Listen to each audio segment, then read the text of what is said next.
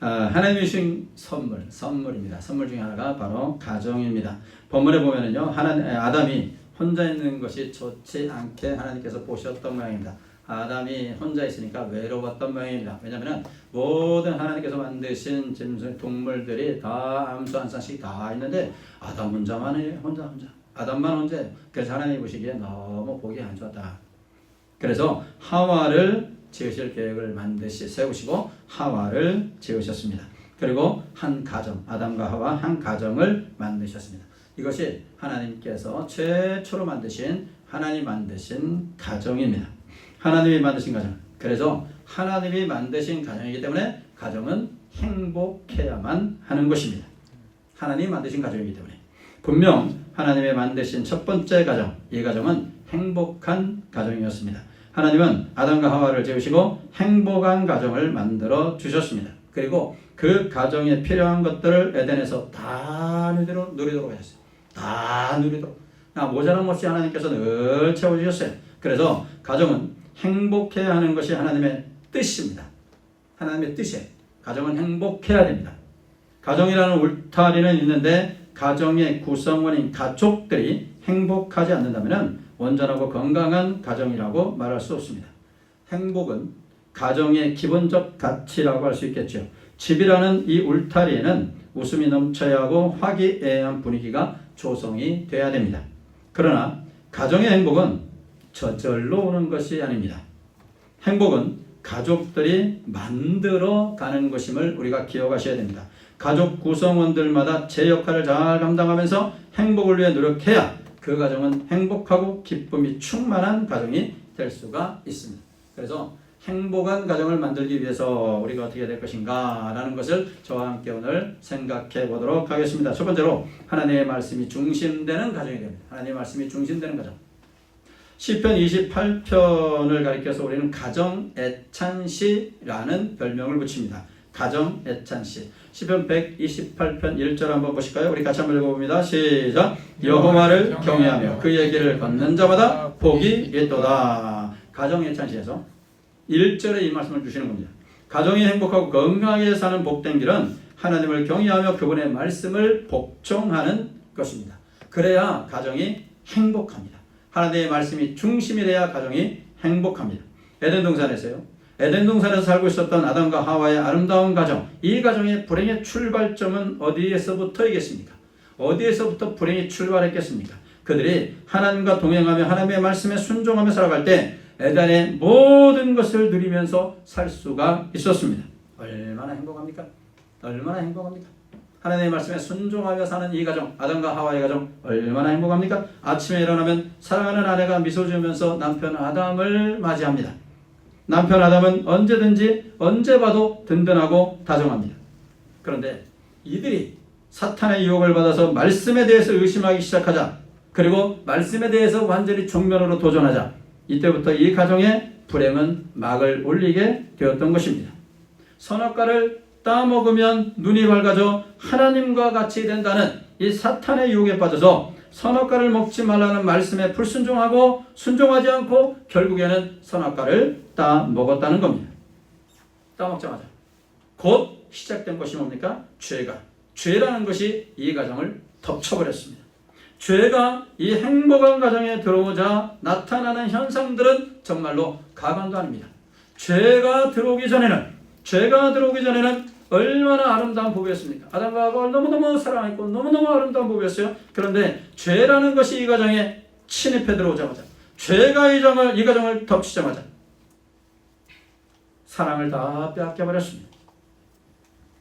아내를 무시하기 시작합니다.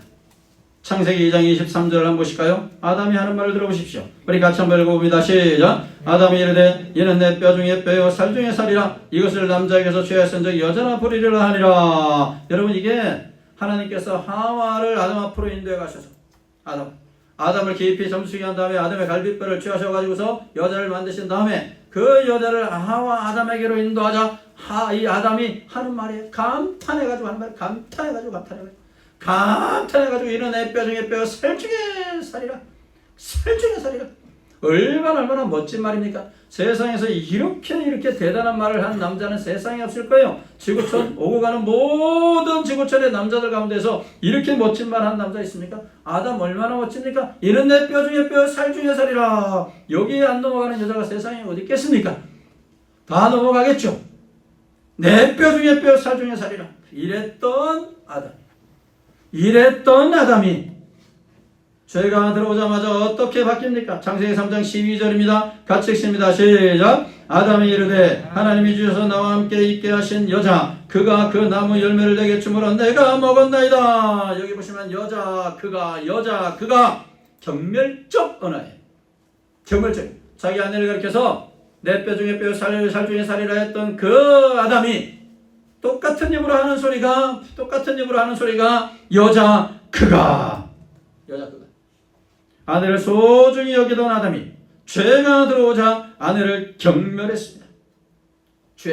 죄라는 것이 바로 이 가정의 행복을 깨버렸습니다. 말씀대로 살지 않으면 여러분 사랑이 사라집니다. 작은 실수에도 남편을 비난하고 아내를 비난하고 부모를 자녀를 서로 비난합니다. 말씀에 순종하지 않는 마음이 들어와 버리니까 가족끼리 사랑이 사라지고 서로 미움만 남게 되는 것입니다. 결혼 생활을 하면서 발견되는 단점들을 보면서 결혼하기 전에는 모든 것이 좋아 보였는데 함께한 세월이 오래 지나다 보면은 단점들이 하나 둘씩 나타나기 시작을 합니다. 그 단점들을 비난하면서 무시합니다. 그러면서 어떤 상황이 벌어졌을 때 아내 탓을 하고 남편 탓을 합니다. 나만 아니면 된다는 극단의 개인주의가 가정에 파고들어 옵니다. 아담이 탓하는 것을 보십시오. 하나님이 주셔서 나와 함께 있게 하신 여자 그가 이 아담이 누구를 탓하고 있는 겁니까? 하나님을 탓하고 있잖아요. 하나님께서 주셨잖아요. 하나님께서 주셔가지고서 내가 죄를 범하게 된 거 아니에요. 하나님을 탓합니다. 그리고 아내를 탓합니다. 그가 그 나무 열매를 내게 줌으로 내가 먹었나이다. 내가 먹고 싶어 먹은 게 아니고요. 하나님이 내게 주신 그 여자가 하와라고도 하네요. 그 여자가 내게 주니까 내가 먹을 수밖에 없었나이다. 하나님 탓, 아내 탓을 합니다. 여러분, 말씀이 중심이 되고 말씀에 순종하는 가정에 죄가 침투하지 못하는 거예요. 말씀이 살아있는 가정에, 말씀에 순종하는 가정에 서로 사랑의 꽃이 피는 겁니다. 웃음꽃이 피는 겁니다. 기쁨이 넘치는 거예요. 행복이 넘치는 거예요. 그런데 말씀에 순종하지 않으면 죄가 가정에 들어옵니다. 죄가 가정에 들어오면 제일 먼저 사라지는 게 바로 사랑이에요. 사랑이 사라지고 비난합니다. 탓을 합니다. 당신 탓이야. 뭐 어쩌고 저쩌고 하면서 합니다. 이게 바로 내가 지금 말씀에 순종하지 않는다는 증거예요. 우리 가정이 말씀에 올바로 서 있지 않는다는 증거가 되는 겁니다. 그러니까 우리가 말씀에 순종해야 올바른 가정이 되고 말씀에 순종해야 정말로 아름답고 복된 가정, 하나님이 인정하시는 가정, 하나님이 기뻐하시는 가정, 그러한 가정이 되실 수가 있는 겁니다. 그래서 행복한 가정을 만들기 위해서는 말씀에 순종해라. 하나님의 말씀을 중심으로 삼는 그러한 가정이 되시기를 예수님의 이름으로 축복합니다. 행복한 가정을 만들기 위해서 스트랩 니크라 박사의 행복한 가정을 위한 6가지 제안을 한번 제가 소개해 드리도록 하겠습니다. 미국 엘리바마 대학 교수고 가족학의 권위자라고 할 수 있는 스트랩 박사 부부인데 25년간에 걸쳐서 1만 4천여 가족에 대해서 연구를 했습니다. 설문조사를 하고 1만 4천여 가족에 대해서 연구 결과를 펴냈죠. 그 책이 Fantastic Families, 환상적인 가족 만들기라는 말로 우리나라로 이제 번역이 되었습니다. 이 책에서는 튼튼한 이 가족이 공통적으로 가지고 있는 특징을 6가지로 설명을 하고 있어요. 첫째는 커미먼트, 헌신입니다. 헌신. 첫째는 헌신이에요. 스테넷 박사가 가정에서 가장 중요하다고 말하는 것은 바로 헌신이라는 거예요. 그래야 행복한 가정이 된다는 거예요.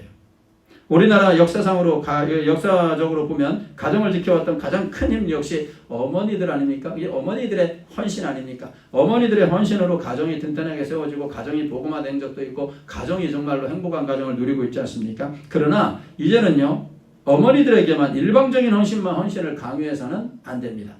남자도 헌신해야 되고 남편도 헌신해야 되고 아내도 헌신해야 되고 부모도 헌신해야 되고 자녀도 헌신해야 됩니다. 가족의 행복을 위해서 말입니다. 헌신해야 됩니다. 자기가 하고 싶은 말 다 하는 것이 아니고 참고 인내하고 이 헌신해야 됩니다. 헌신해야 그 가족이 행복하다는 일이에요. 둘째는 감사와 애정의 감사와 애정의 표시입니다.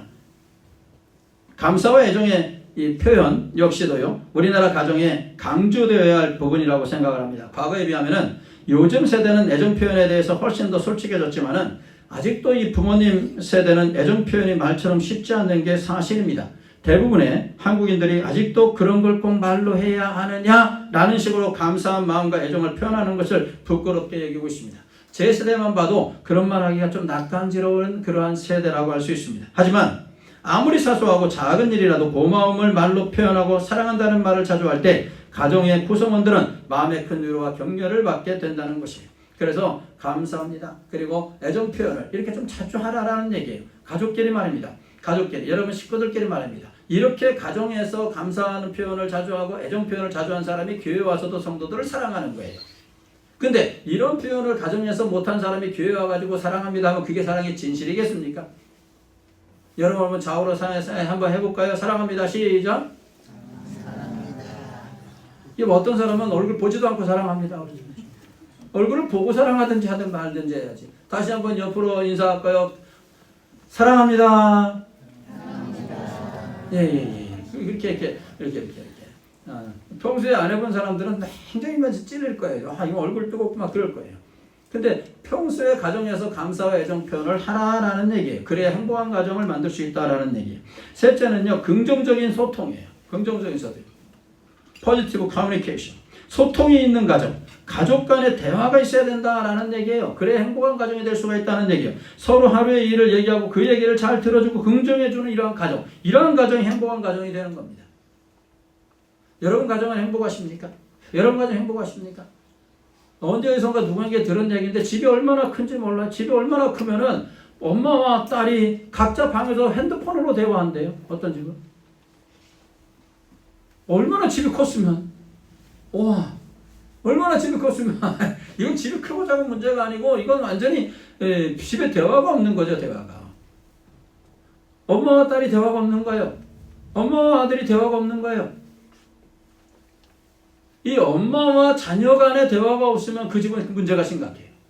아빠와 자녀들이 대화가 없으면은 별로 원래 그러니까 그냥 일반적으로 가는 가정 아니겠어? 이렇게 보여지지만 어머니와 자녀가 대화가 없다면 그 가정은 심각한 겁니다.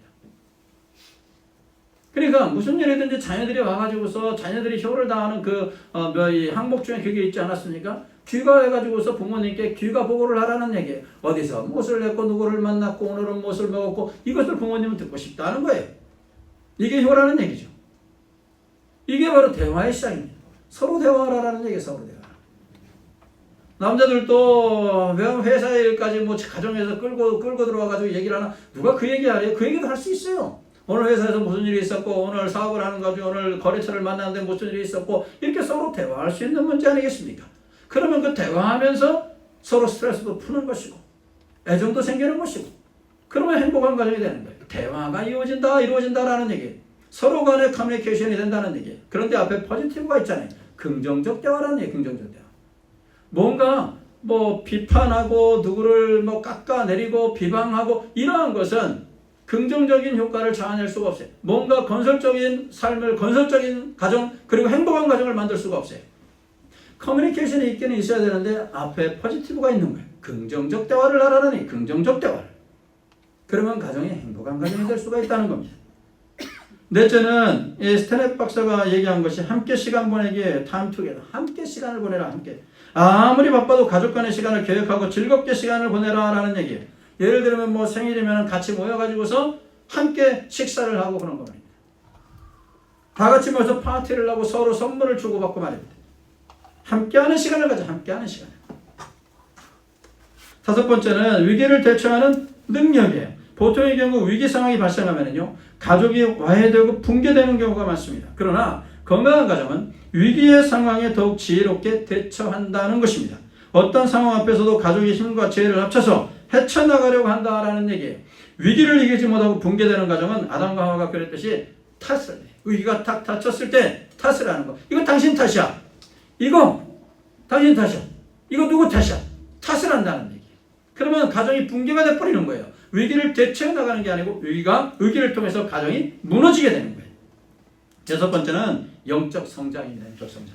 가장 우선시되어야 하고 가장 중요한 것이라고 말할 수 있습니다. 정말로 환상적인 가정, 팬타스틱 패밀리가 되기 위해서는 믿음이 바탕이 된 영적 공동체를 만들기 위해서 노력해야 된다라는 얘기예요. 믿음의 반석에 서 있는 가정은 절대로 흔들 자가 없습니다. 하나님이 복을 주십니다.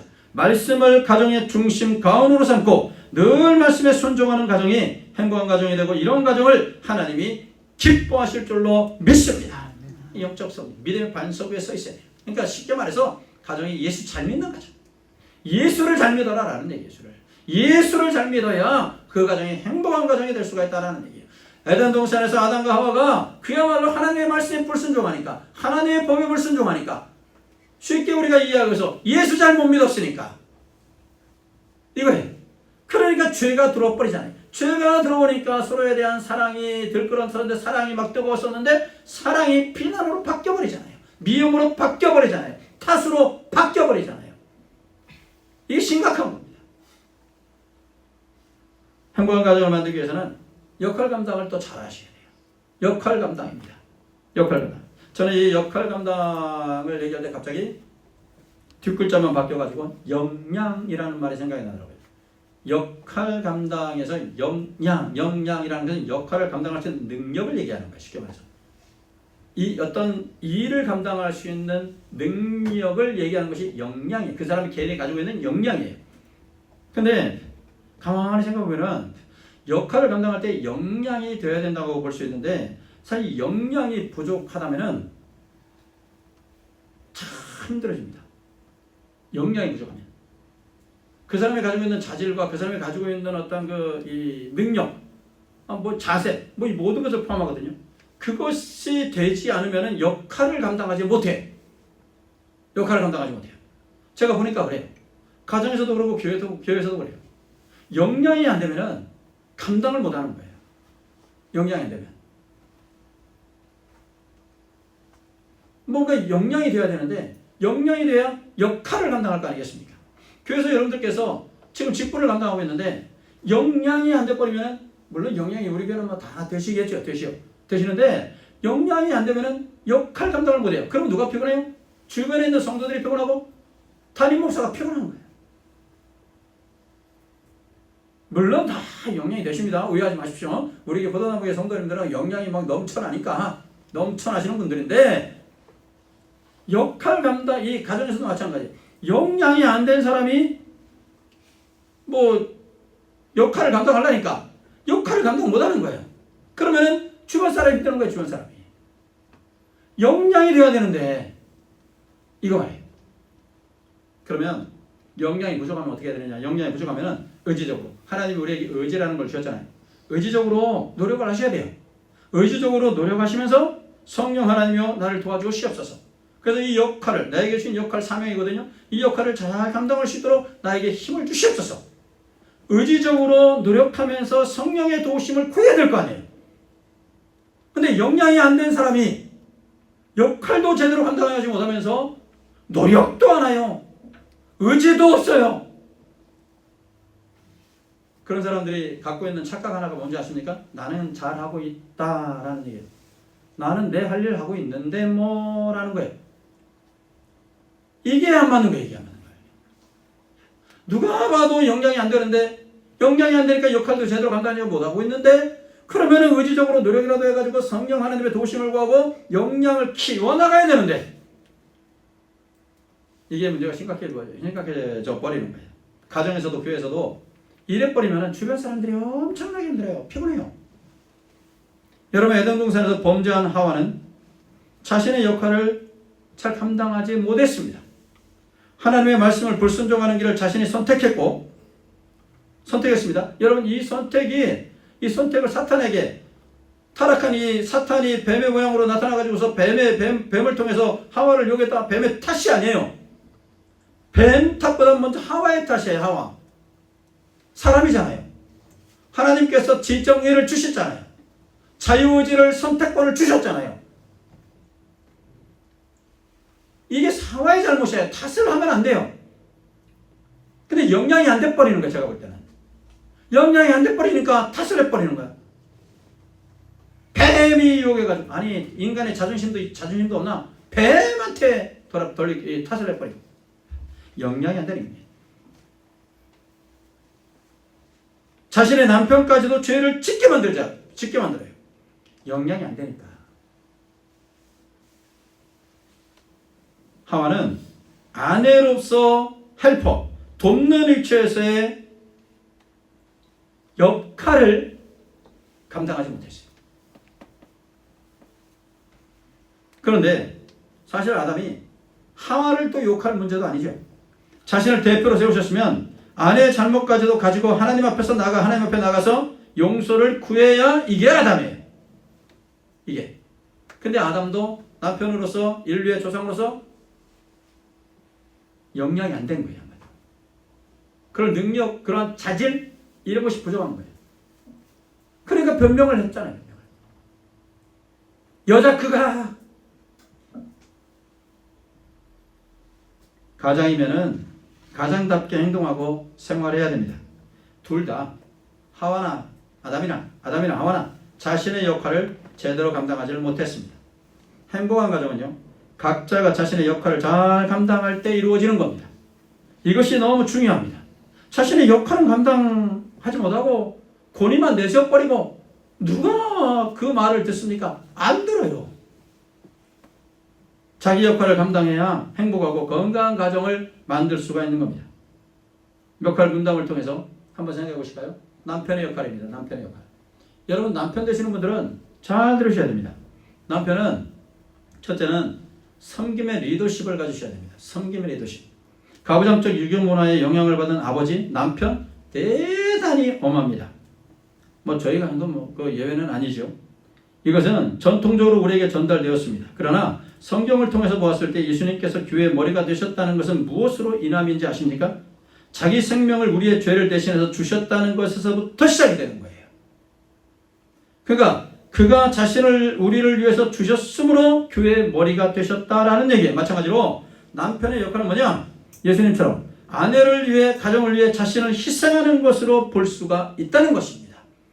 그래서 에베소 5장 25절의 말씀은 참으로 의미 있는 말씀이죠. 잘 들어보십시오. 남편들아, 아내 사랑하기를 그리스도께서 교회를 사랑하시고 그 교회를 위하여 자신을 주신같이 하라, 이렇게 말하고 있어요.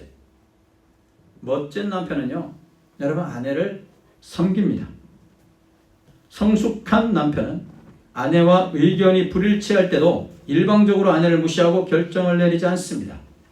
아내에게 묻고 아내와 늘 이야기하면서 합의점을 찾아갑니다. 그 결과 일이 잘못되어도 당신 때문이야 하고 탓하지 않습니다. 모든 책임을 자신이 집니다. 여러분 이것이 가장 남편의 자세입니다. 남편의 역할이 뭐냐? 필요를 채우는 겁니다. 두 번째는 필요. 돈만 벌어다 주면 됐지. 이런 생각은 거의 자폭에 가깝습니다. 내가 얼마나 미성숙한 남편인지를 보여주는 말이니 절대로 입에 담아서는 안 될 말입니다. 물론 가정의 경제를 남편이 책임져야 한다고 저 개인도 생각합니다. 에덴 동산에도 땀을 흘리며 일하는 사람이 아담 아니었습니까? 열심히 사회생활을 해서 가정의 경제를 책임져야 합니다. 이거는 틀림없이 성경적으로 맞습니다. 물론 요즘은 부부가 함께 벌지만 그래도 가정이 경제적 어려움을 겪으면 가장 무거운 책임을 느끼는 사람은 남편이고 아버지입니다. 그러니 아내들도 너무 남편을 다그치면 안 됩니다. 제가 말하는 필요를 채워야 한다는 것은요, 무엇보다도 정서적이고 영적인 필요를 말하는 겁니다. 정서적으로 아내를 위하는 말 한마디 아내는 듣기를 원한다는 겁니다. 당신이 해준 반찬 세상에서 제일 맛있어. 여러분 이런 말을 한 번쯤 남편들은 해주시기를 바랍니다. 어쩌면 이렇게 아멘이 한 사람도 없을까? 당신이 해준 반찬이 세상에서 제일 맛있어. 한 번이라도 해주시기를 바랍니다. 그렇게 하셔야 돼요. 저는 이거 입에 달고 사는 말이에요. 실제로 또 밖에 나가서 밥 잘 못 먹어요. 안 먹으려고. 워낙에 맛있게 해주니까. 그래서 제가 밖에서 얼마나 대접을 잘 받고 다니겠습니까? 목사님들이 강사로 가면은 막 대접을 잘 해줍니다. 잘해줍니다. 아주 최고급 음식을 잘 사줍니다. 그런데도 제 아내가 해주는 김치찌개 하나가 그렇게 맛있어요. 너무너무 맛있어요. 그래서 밖에서는 별로 많이는 안 먹어요. 집에서 워낙에 맛있게 해주니까. 그래서 제가 달고 사는 말이에요. 이건 거짓부렁이 아니고 달고 사는 말이에요. 세상에서 제일 맛있어요. 제일 맛있어요.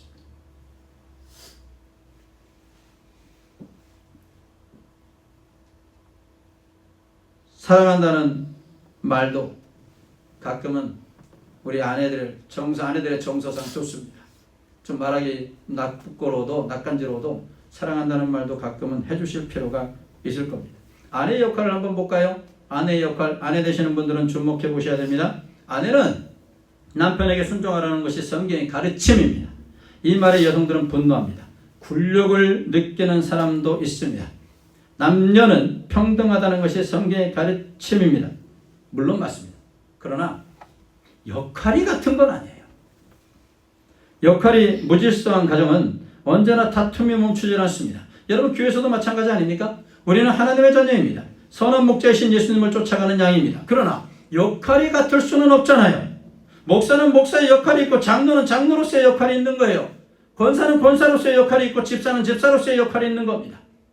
가정에서도 마찬가지입니다. 남편은 남편의 역할이 있고 아내는 아내의 역할이 있는 겁니다.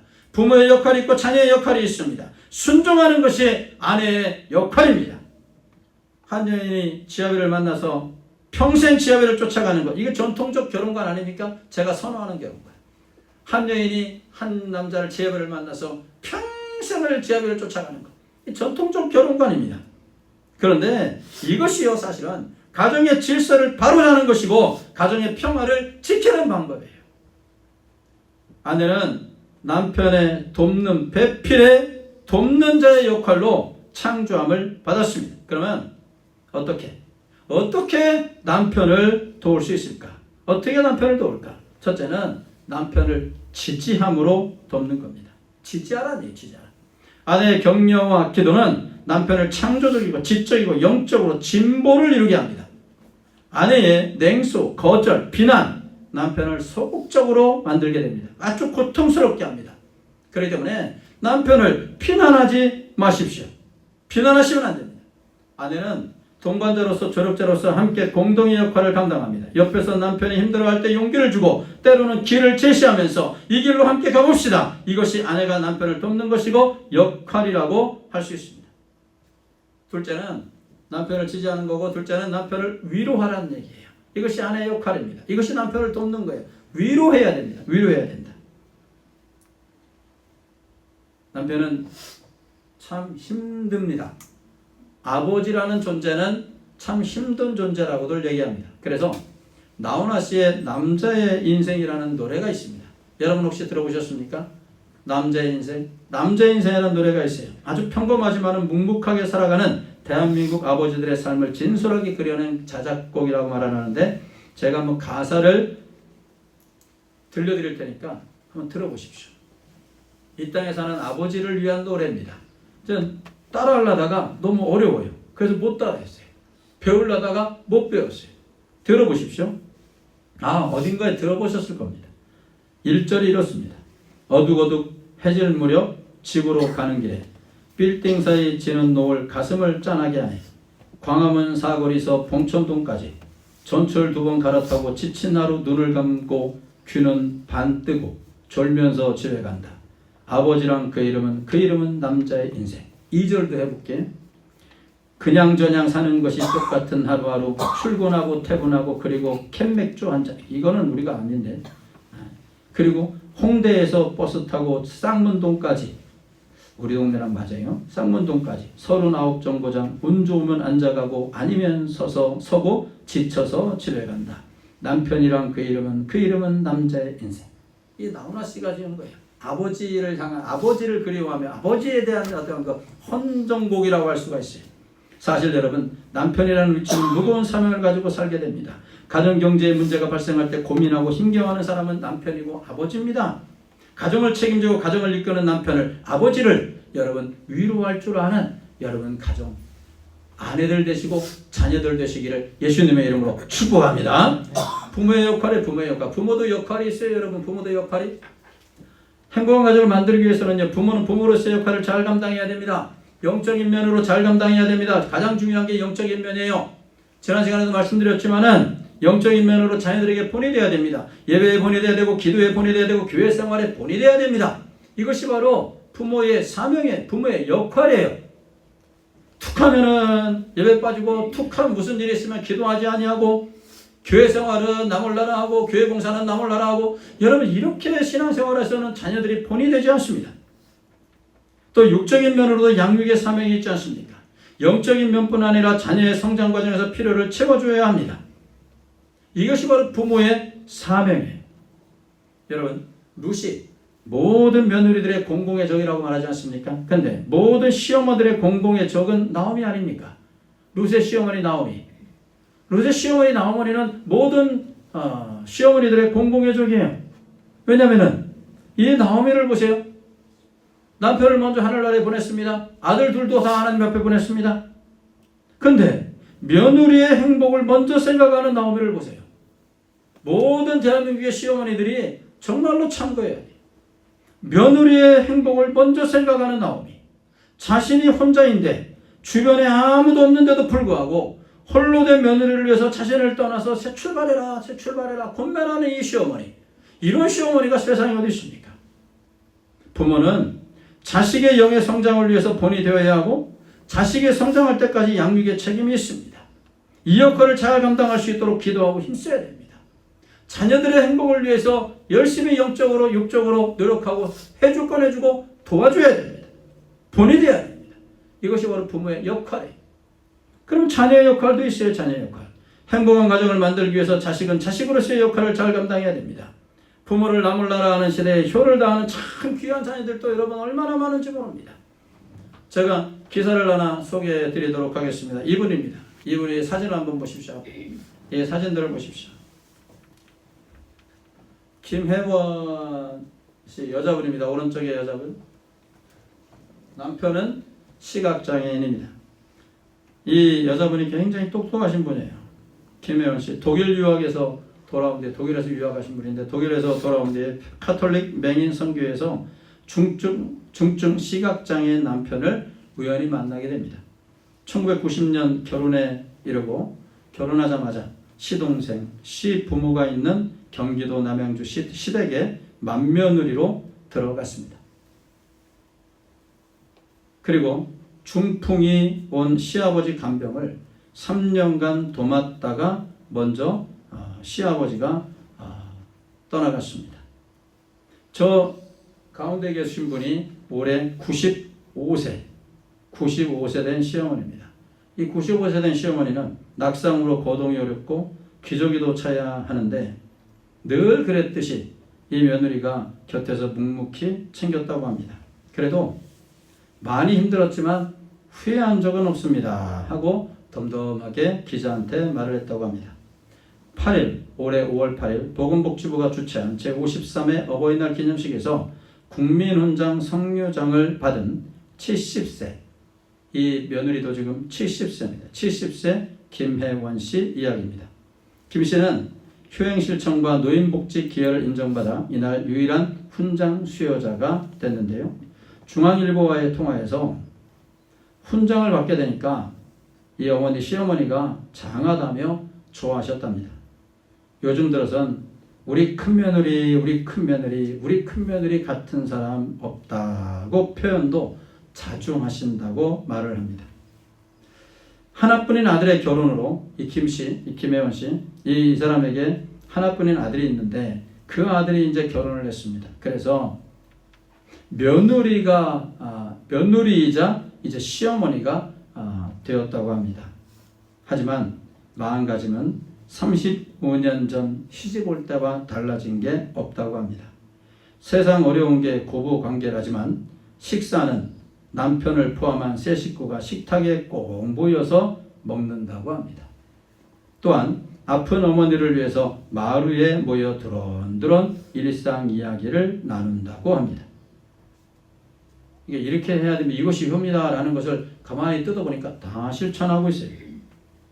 김혜원 씨는 말합니다. 시어머니 역할보다 며느리 역할이 더 편하다면서 이번 주 연휴에 일이 없어가지고 연휴는 쉬니까 그래서 하루 종일 집에 있으니까 어머니가 너무 좋아하시더라. 우리 어머니도 우리 큰며느리랑 있으니까 너무 편하다. 이렇게 하면서 웃었다는 것입니다. 어느덧 이른이 된 효부의 효행론은 그리 복잡하지 않다고 합니다. 김혜원 씨는 이렇게 말합니다. 부모님 의중을 살피는 게 우선입니다. 원하시는 게 뭔지 챙겨만 드려도 어르신들이 제일 좋아합니다. 이렇게 말했다고 합니다. 이젠 김혜원 씨처럼 한 집에서 시부모나 부모를 모시는 경우는 많지 않습니다. 가족이란 울타리가 줄어들고 효도의 의미도 점차 옅어지는 시대, 조심스레하고 푼말을 이렇게 꺼냈습니다. 부모님께 얼굴 자주 보여드리고 전화 자주 하는 게 효 아닐까요? 너무 쉽게 효에 대해서 정의를 했습니다. 부모님께 얼굴 자주 보여드리고 전화 자주 하는 게 효 아닐까요? 본인은 35년을 어머니를 모시고 살면서 말입니다. 이 정도만 해도 효라는 것입니다. 김 씨의 이 아름다운 효행은 집을 넘어서 사회생활에도 미칩니다. 사회생활도 아주 열심히 해요. 대한노인의 경기도 남양주시 지회 취업지원센터장이라는 직함을 가지고 있다고 합니다. 어려운 어르신들을 도우려 한글 강사를 맡기도 하고 지금은 편의점, 미용실 등 노인 일자리 창출에 열성입니다. 이런 활동도 20년 넘게 하고 있다고 합니다. 그러면서도 가정에서는 나이 드신 시어머니를 지극정성으로 모시고 있다고 합니다. 사회생활도 누구보다 바쁘게 살면서 시어머니를 지극정성으로 모시고 있다는 거예요. 우리 자녀된 분들은 나의 역할을 다시 한번 생각하게 하는 기사라고 말할 수 있습니다. 가정의 날을